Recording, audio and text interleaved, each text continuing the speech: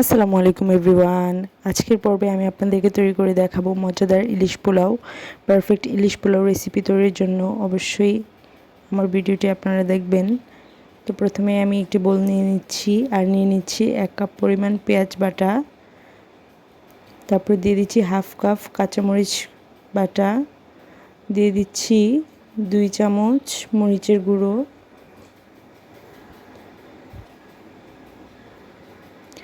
আর দিয়ে দিচ্ছি 1 কাপ থেকে একটু কম আদা বাটা, রসুন বাটা একসাথে মিক্সড করে দিয়েছি, আর দিয়ে দিচ্ছি পরিমাণ মতো লবণ।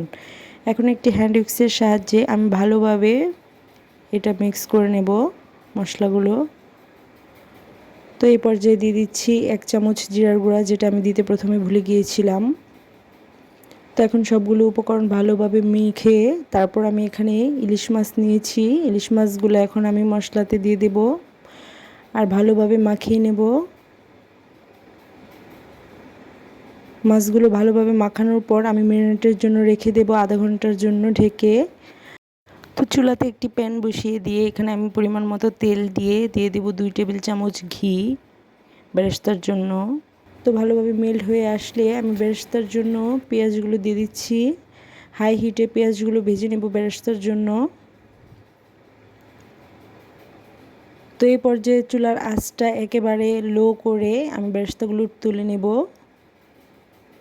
একটু কম ভাজা হতেই উঠিয়ে নিতে হবে, বেশি ভাজা হলে দেন উঠালে পেঁয়াজগুলো পুড়ে যাবে। তাই হালকা ভাজা হয়ে গেলে আমি উঠিয়ে নেব। দেখতেই পাচ্ছেন বেরেস্তাগুলো কত সুন্দর হয়েছে আর মুচমুচে হয়েছে, আর কালারটাও অনেক সুন্দর হয়েছে। এখন সাইডে রেখে বেরেস্তাগুলো এখানে আবার 2 টেবিল চামচ ঘি দিয়ে দিয়েছি, আর সেই ম্যারিনেট করা মাছগুলো মশলা সহ এখানে দিয়ে দিচ্ছি কষানোর জন্য। যেহেতু আমি ম্যারিনেট করার সময় টক দই ব্যবহার করিনি, তাই আমি এখানে দুধ দিয়ে দিচ্ছি 2 কাপ পরিমাণ লিকুইড দুধ।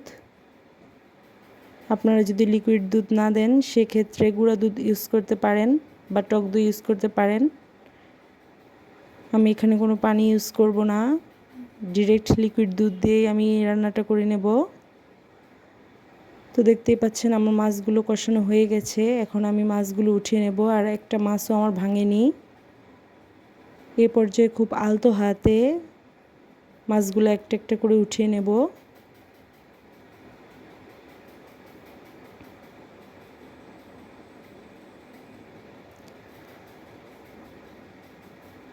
তো একে একে করে সবগুলো মাছ উঠানোর পর এখন একটু তেল আর গ্রেভি আমি মাছের উপর ছড়িয়ে দিচ্ছি। এটা পরে আমি ইউজ করব।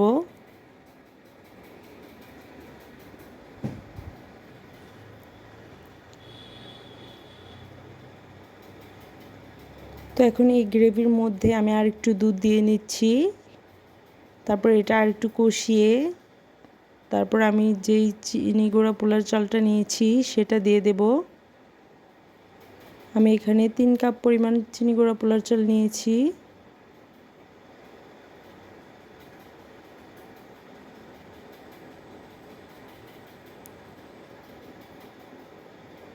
তো এখন পোলার চালটা ভালোভাবে নেড়ে মিশিয়ে তারপর কষিয়ে নেব। আর এই পর্যায়ে আমার মনে হচ্ছে যে এই পানিতে পোলার চালটা প্রপার ফুটবে না, তাই আমি একটু পরিমাণ পানি অ্যাড করতেছি।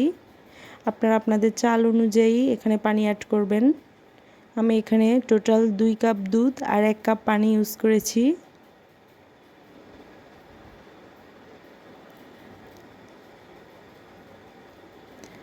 এখন দিয়ে দেব 4-5টা কাঁচামরিচ, আস্ত কাঁচামরিচ দেব। এখন ভালোভাবে নেড়ে মিশিয়ে তারপর আমি ঢেকে দেব।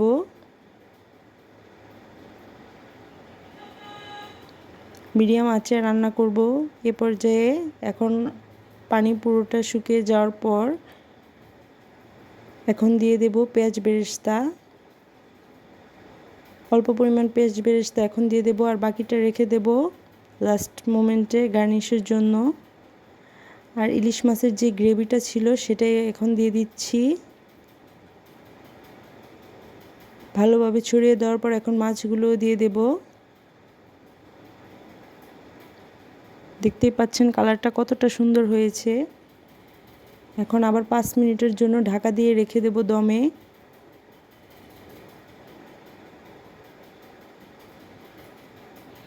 5 মিনিট পর এখন আমি উঠিয়ে নেব। ঢাকনাটা দেখতেই পাচ্ছেন কতটা সুন্দর হয়েছে, আর আমি এখন আপনাদেরকে পরিবেশন করে দেখাচ্ছি।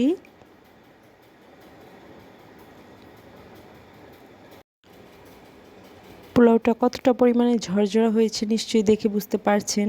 আর এখন আমি উপর দিয়ে মাছগুলো দিয়ে দিচ্ছি, আর অবশিষ্ট যে বেরেস্তাগুলো রেখেছিলাম সেগুলো এখন দিয়ে দিচ্ছি উপর দিয়ে ছিটিয়ে।